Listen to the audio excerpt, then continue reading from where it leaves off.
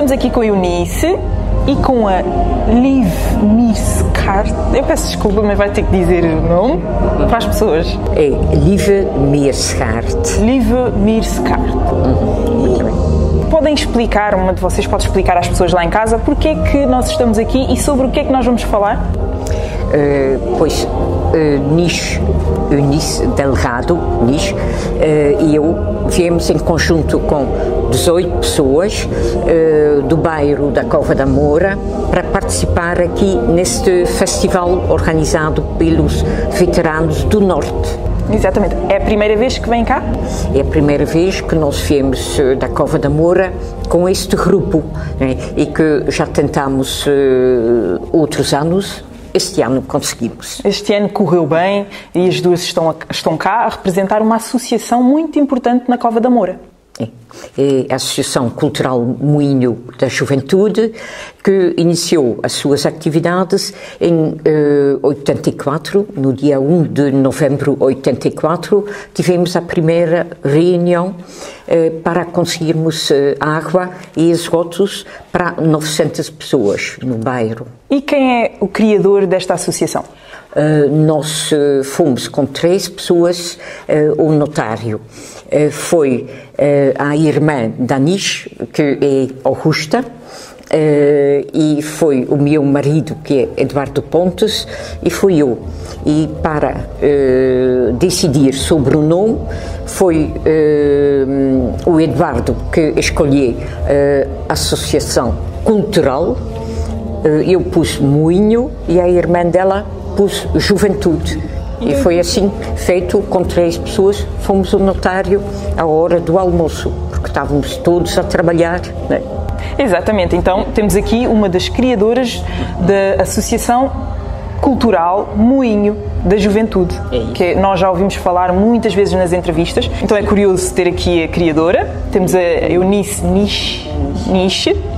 Eu queria saber, por exemplo, a função da Eunice hoje, da Nish, hoje na associação. Eu trabalho na associação como cozinheira. Faço também o economato. O economato é quem gera as compras.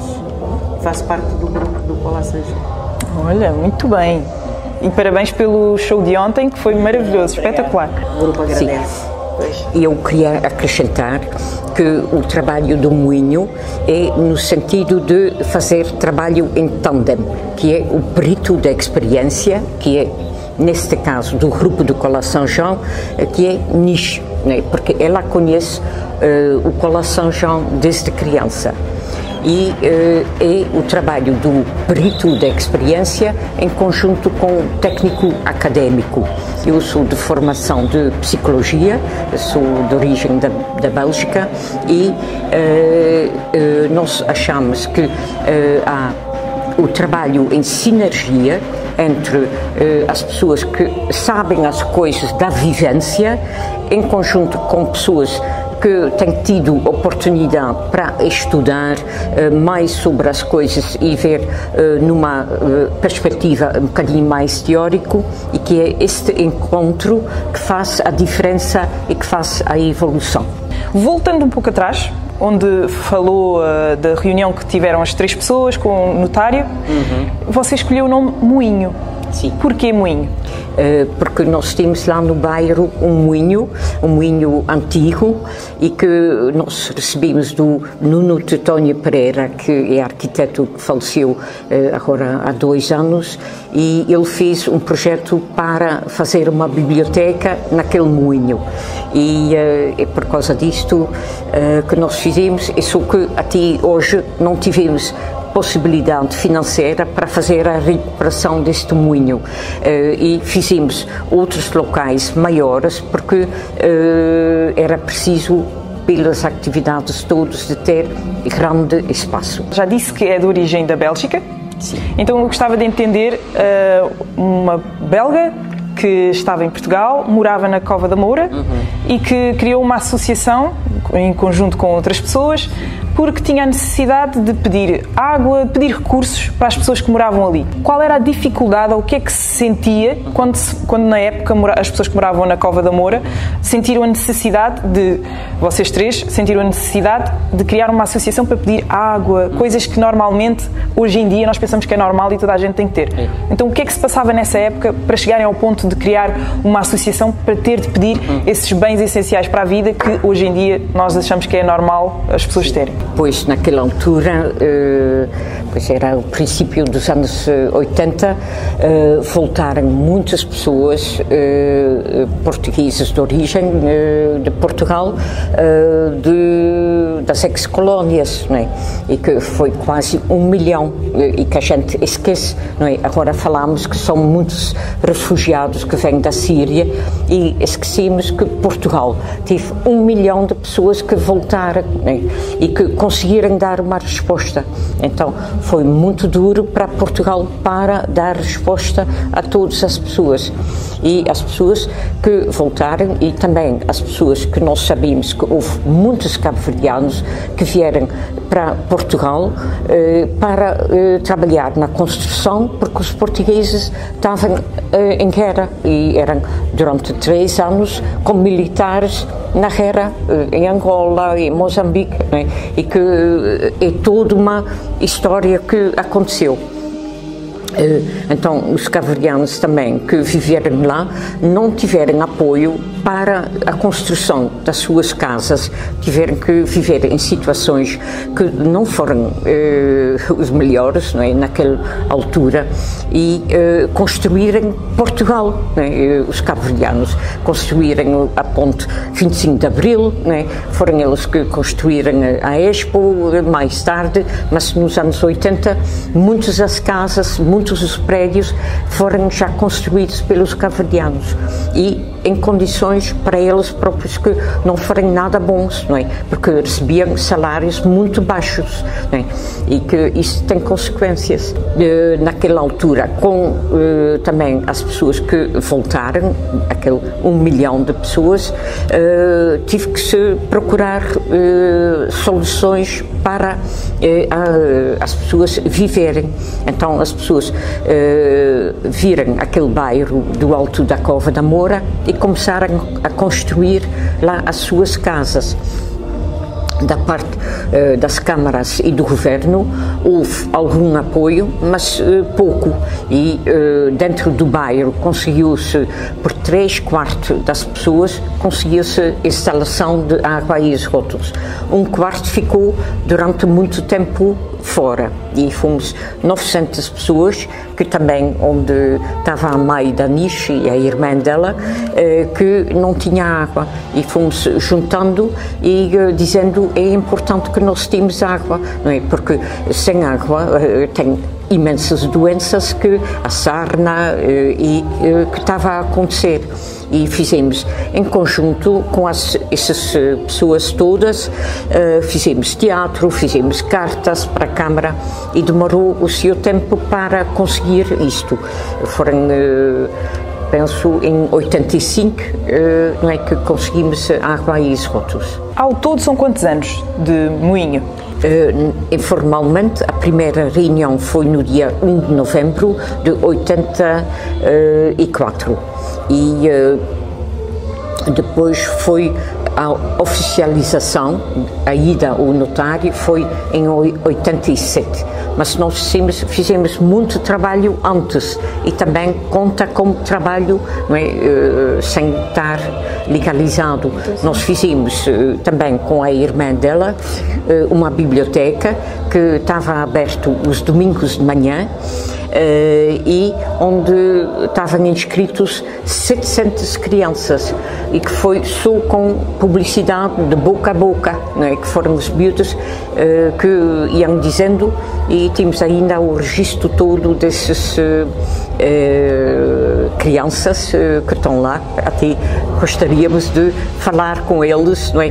Porque há muitos que vinham lá às 10 horas e depois liam o livro e e um bocadinho antes da 1 vinham outra vez para poder trocar, porque podiam levar 3 livros, e depois vimos que também os pais, as tias também iam lendo os livros, e que foi uma coisa muito importante, e foi feito em conjunto com as próprias pessoas, os jovens do bairro, que organizarem a biblioteca.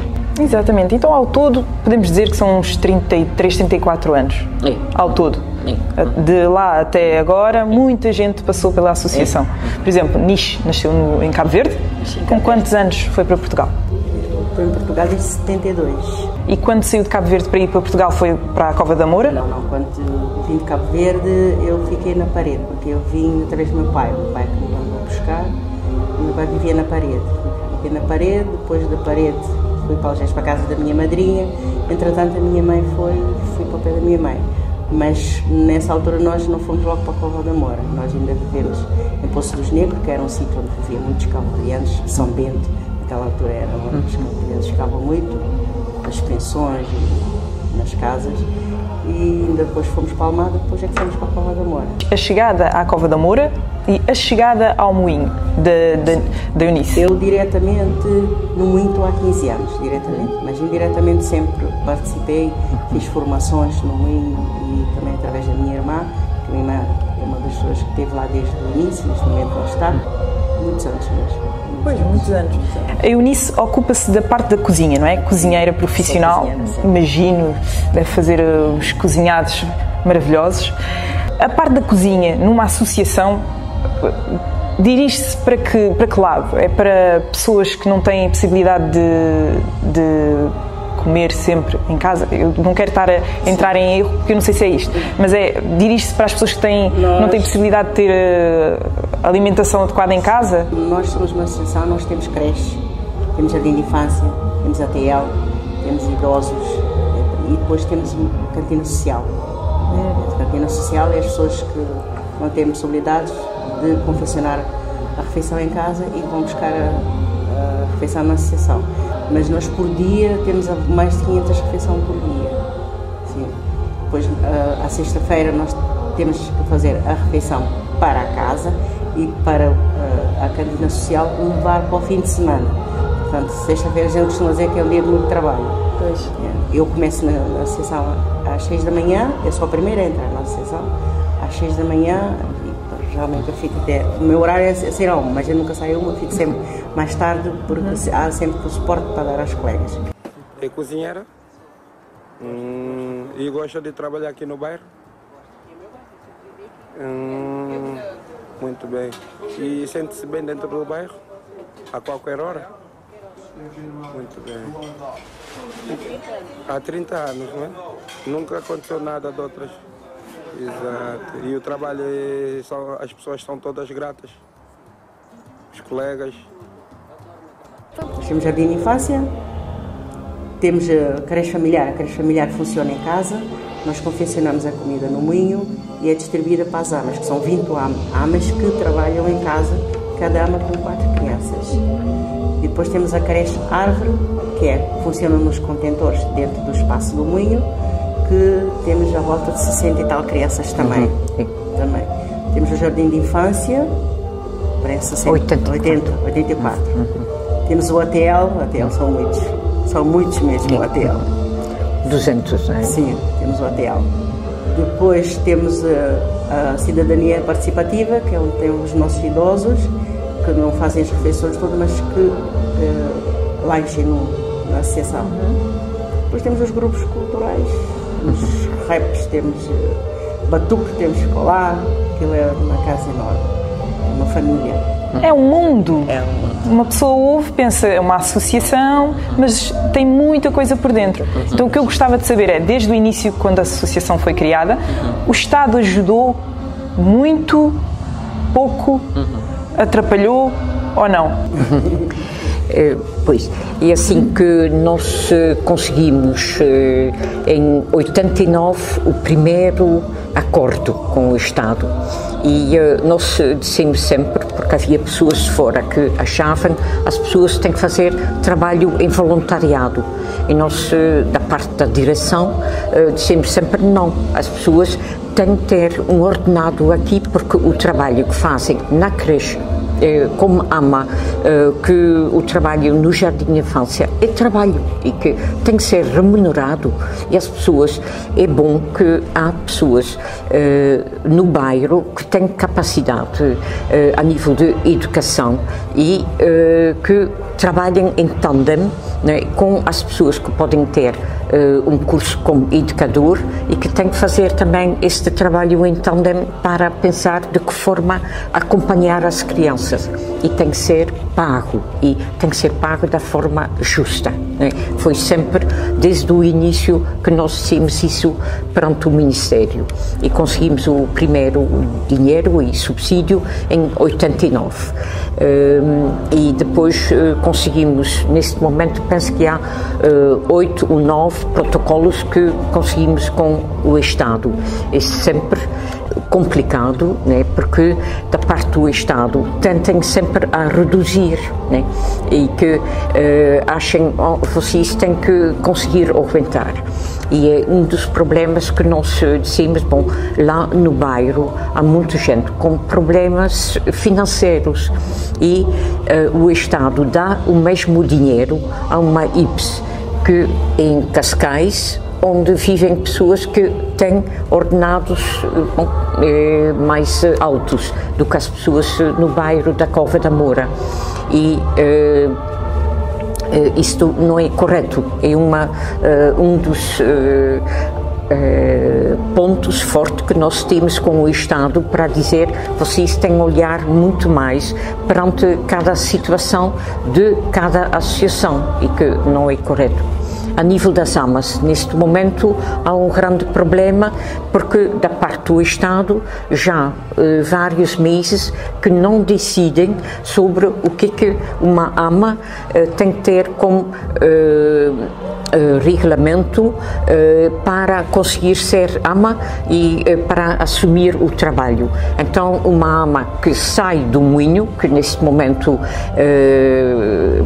conseguiu um outro trabalho fora do moinho, não podemos substituir, e isto é bastante grave. Como disse, foi em 89 que conseguiram o primeiro acordo. Desse tempo até hoje, quais são as bandeiras que vocês conseguiram levantar com orgulho e que vos fica na memória ou fica no coração como uma luta do moinho que deu certo? Pois, o Colar São João, não podia deixar de ser, que foi reconhecido como património imaterial de Portugal. Foi uma luta que nós conseguimos com o apoio do Museu de... Foi a Direção-Geral do Património Cultural. Mas Património Cultural de Portugal? Imaterial de Portugal. Em Portugal. Em Portugal. Em Portugal, não de Portugal? Não, em Portugal. Continua a ser puramente cabo-verdiano. 2013, pronto, foi uma luta que a gente travou e conseguimos. Isso já foi muito bom.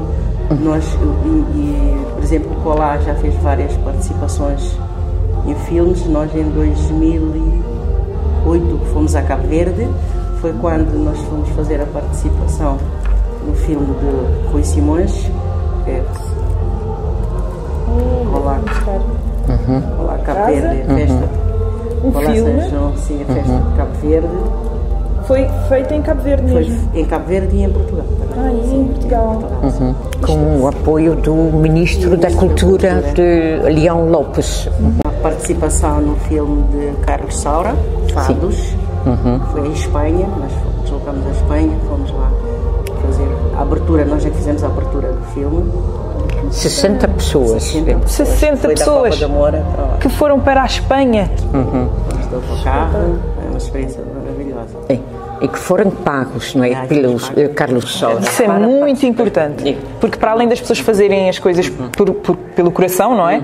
As pessoas têm que ser remuneradas por este tipo de trabalho. E o que foi também muito interessante nesta viagem, metade das pessoas dos 60, 30 não tinham os documentos em ordem, e que nós vimos a Associação Cultural Moinho da Juventude é muito importante, ser cultural, não é? Porque é a partir da cultura e do facto de participar neste filmagem que as pessoas conseguiram documentos. Nós conseguimos o trabalho com o SEF, não é? Serviço de Estrangeiros e Fronteiras, e conseguimos para todos a documentação.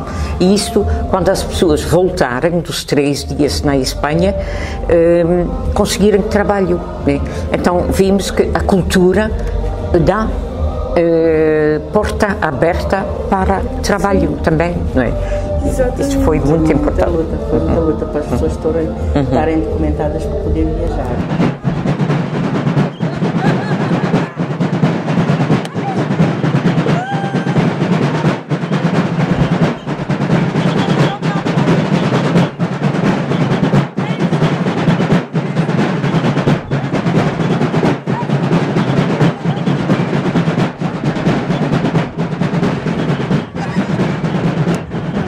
Colar na mim, para colar na boa, colar por riba, porque colar de baixo é nem de boa conta. Vem colar comigo, vem dançar comigo, mas dança por cima da saia, porque debaixo da saia não é da tua conta. Nós temos aqui estes documentos que vêm da vossa parte e eu gostava que me falassem um bocadinho sobre eles. Por exemplo, aqui, Urban Sketchers, Portugal. Podem-me falar sobre isto? Pois, nós tivemos no dia 10 de maio, em 2014, um pedido da parte dos Urban Sketchers, que existem em todos os países europeus e que juntem-se uma vez por mês para ir desenhar um sítio. Então, eles pediram para ir desenhar a Cova da Moura e tiveram lá um dia todo, e aqui é uma parte do trabalho que eles fizeram, que são os desenhos que fizeram sobre a Cova da Moura, e há atrás textos, porque eles descobriram uma vida que não conheciam, porque o nosso bairro é tão estigmatizado pela especulação imobiliária que pretende dar cabo do nosso bairro, porque este bairro vale ouro, é perto de Lisboa, é numa colina, é perto de Cascais, de Sintra, e é ótimo, bom, para fazer lá prédios e casas muito grandes. Então, dão, sobretudo quando há coisas negativas que acontecem no bairro, vão sempre dar isto no início do jornal, na televisão, né? Enquanto nós sabemos, as coisas acontecem. Na minha aldeia, na Bélgica, acontecem coisas, mas não vêm na televisão, né? Quando é na Cova da Moura, metem logo na televisão e depois começam a exagerar ainda por cima, né? Então este foi também uma luta muito, muito grande que fizemos com a associação e com os moradores, e o facto do Cola São João ser reconhecido como património cultural e material em Portugal é ligado ao bairro. E isto é uma conquista enorme, porque assim já não podem deitar abaixo o bairro, não é? Porque há um património cultural em Cova da Moura. E é assim que está no Diário da República, então, de 16 de outubro de 2013, está lá escrito Cola São João em Cova da Moura. né? Por isso já não podem deitar abaixo o bairro, porque iam deitar abaixo um património de uma comunidade. Como você está a dizer que a Cova da Moura é valiosa, é muito valiosa, e depois explica porquê. Eu nunca fiz essa matemática para pensar porque é que é valioso e porque é que querem tanto aquilo e porque é que metem a notícia no início do jornal e fica ali. Existem canais que passam a tarde inteira a repetir e depois a tarde inteira, a manhã inteira, noite inteira. Muito bem, ignorância minha, mas é para isso que serve também o programa, para as pessoas como eu, ignorantes neste assunto, perceberem esse lado. Muito interessante. O que se calhar é interessante também de falar sobre o projeto Sabura, que nós, por causa daquela estigmatização pela especulação imobiliária, nós criamos em 2004 um projeto que se chama Sabura, né, que sabe o que quer dizer Sabura, para mostrar às pessoas toda a riqueza do bairro. E nós tivemos durante esses anos todos imensos grupos. Vêm pessoas do Japão, ainda tivemos este ano que vêm com o Barco da Paz, que vêm todos os anos lá visitar a associação. Tem pessoas da América, da Finlândia, da África do Sul, bom, é do mundo todo, no quadro desse projeto Sabura. E depois há guias que são do bairro, que fazem um percurso guiado e que vão explicando o que é o batuque, o que é o Cola São João, que vão os restaurantes, que vão ver os cabeleireiros. E tivemos já uma galeria de arte que convidou várias pessoas que estão ligadas à galeria de arte para fazer o percurso pelos cabeleireiros, que temos 35 cabeleireiros lá no bairro.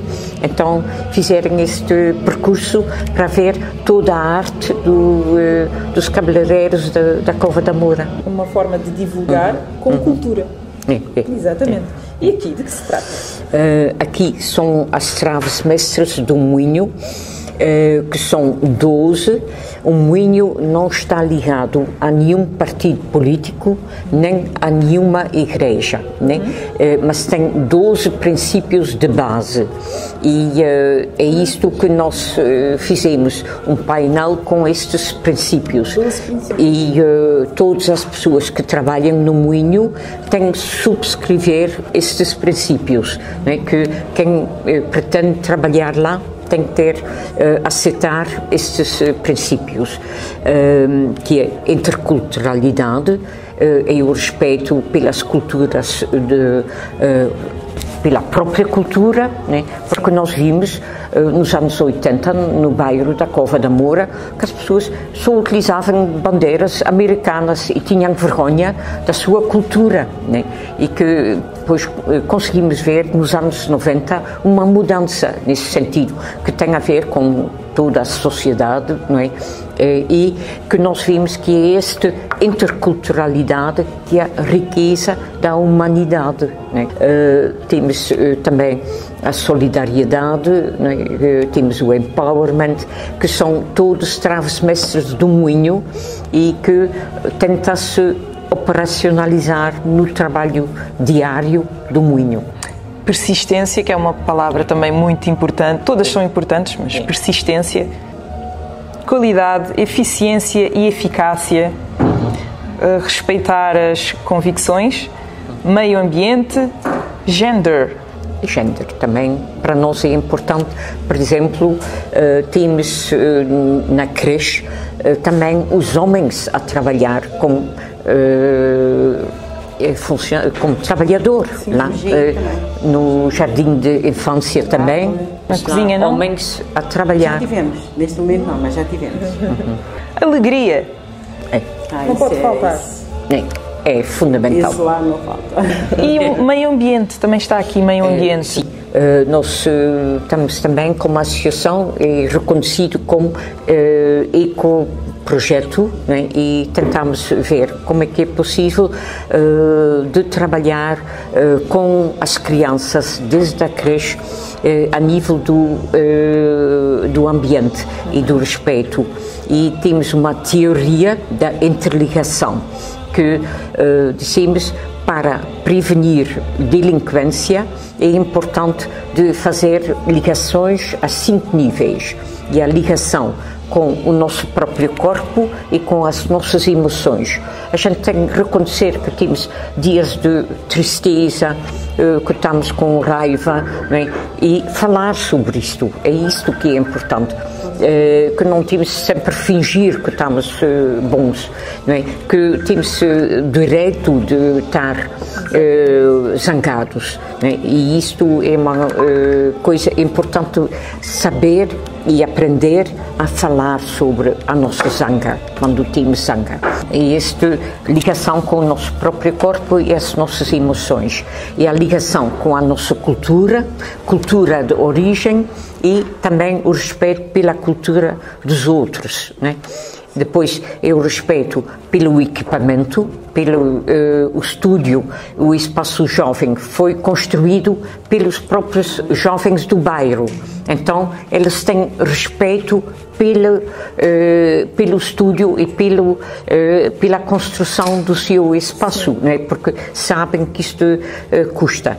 E depois é também o respeito pela natureza e pelo ciclo de vida e saber que nós temos um início e um fim, né? E que é importante também de falar sobre isto para termos consciência sobre o que é a vida. Colóquio. Cultura proibida, património estimado. Cultura proibida. Porquê? Pois, nós fizemos este colóquio no Museu Nacional de Etnologia, no Restelo, em Lisboa. Tivemos lá 180 pessoas que participaram, que foram as pessoas do grupo do Colégio Saint-Jean, em conjunto com pessoas ligadas às universidades. Sim. E o que nós fizemos é ver o Colégio Saint-Jean foi proibida, não é? Foi proibida antes do 25 de Abril de 74 e foi proibida porquê? Porque é uma dança erótica, mas sobretudo porque é uma expressão cultural africana, né? E que havia pessoas dos colonizadores portugueses que achavam que as pessoas que tinham que aprender a cultura era só europeu, né? E que a cultura africana que não tinha valor. Então era sobretudo por causa disto e depois diziam bebem demasiado e isso, mas era sobretudo porque não era a cultura europeia. Sim. Então, nesse sentido, foi proibida e nós tivemos a ver o que tem a ver isto depois a nível de vinculação. Eu sou de formação de psicologia e estive a trabalhar em conjunto com várias pessoas ligadas a este setor e que convidamos a Ana Vasconcelos, que é pedopsiquiatra em Portugal, e que fiz uma análise sobre esta importância, né, de uma cultura que foi proibida, que tinha que se fazer um bocadinho às escondidas, não é? E que isto tem consequências para a geração a seguir. Então, é isto que nós analisamos a nível do colóquio, em conjunto com pessoas ligadas a universidades e com as pessoas que são os peritos de experiência do Colégio Saint-Jean. E porque que elas conseguiram continuar com esta cultura mesmo estando proibida. E é este colóquio que foi, acho, lindíssimo e que é um tema que dá ainda pano para mangas para o futuro, para, sobretudo, pessoas ligadas a Cabo Verde, para estudar isto melhor e para ver as consequências de uma cultura proibida sobre as gerações de pessoas. Temos aqui estes dois postais. E o John. Sim, este... sim, exatamente. Sim, era o John, era um dos elementos do grupo. Sim. Era um grande dançarino, com uma energia enorme, e também manejava o barco, faleceu. Sim, mais ou menos uma homenagem também a ele. Pois, sempre que uma pessoa se dirigir ao moinho, encontra sempre os postais, os livros, até mesmo o filme. Os postais são fotos do Rui Palha, que é um dos melhores fotógrafos de street fotografia. Ele ganhou o primeiro prémio também da Associação de Autores de Portugal, e eu fiz imensas fotos no bairro das pessoas, lindos. Agora eu gostaria de fazer umas perguntas sem truques para vocês. Vocês vão pensar do fundo do coração e vão responder aquilo que quiserem. Mas eu vou perguntar e cada uma responde uma coisa, que assim as duas vão me responder. Defina moinho com uma palavra. Persistente. O que é que o moinho traz de útil para o mundo? É cultura. É juntamon, como a gente costuma dizer, é uma palavra que a gente usa muito no moinho. Qual é o seu maior receio? Competição, que em contraste com juntamon. Porque o moinho é juntamon e não competição. O meu maior receio é não ter alívio. Através do moinho, o que melhoraria no mundo ou na Cova da Moura? É conscientização, no sentido de Paulo Freire. Dar mais oportunidade aos jovens, né? Porque nós, a maior parte da população é jovem, né? Nós precisamos de dar mais oportunidades, de tentar entender os jovens, às vezes revoltam-se, né? E muitas vezes com razão. Uma personalidade que lhe inspire? O Paulo Freire. Eunice. Ali. Com razão. Para si, chegar ao topo significa? Não é o que pretendo. O que pretendo é juntar-me, não é chegar ao topo. Não me interessa nada. Só me interessa se podemos trabalhar em conjunto. Para mim, é levantar todos os dias, como eu costumo dizer, pôr os pés no chão, meter as panelas ao lume para chegar a hora e está tudo pronto. Agora eu gostava que vocês se organizassem aí e mandassem um recado para quem vocês quiserem, ou se cada uma quiser falar alguma coisa para quem vocês quiserem, ou mesmo família, ou para a comunidade da Cova da Moura, ou para as pessoas que trabalham, para quem vocês quiserem. Tem aquela câmara ali, até ele já virou para vocês se verem, falem o que vocês quiserem, sem truques. Gostava de agradecer muito aqui à Associação dos Veteranos do Norte, que nos acolheram e fizeram um esforço para a gente estar aqui. Agradecer do fundo do coração também à Sarita, que é a menina lá do bairro, e dizer que gostamos muito de estar aqui, e também fazer o convite deles irem também fazer o Colar São João com a gente lá no bairro. E muito obrigada a todos. Queria reforçar este agradecimento, porque foi muito importante de termos este encontro, e gostava muito que os veteranos do Norte fazem esforço em conjunto com Cabo Verde, com Porto Novo, para conseguirmos o reconhecimento do Colar São João como património cultural do Unesco. Infelizmente nós não temos todo o tempo do mundo, porque tem muita coisa para se falar do moinho, muitas coisas que as pessoas gostariam de saber, que não dá para falar, infelizmente, por causa do tempo, mas eu quero agradecer a vocês duas por esta entrevista, um espetáculo, um prazer conhecer vocês. Já tínhamos ouvido falar muitas vezes do moinho e calhou porque nós não sabíamos, calhou encontrarmos e fazermos esta entrevista. Muito obrigada.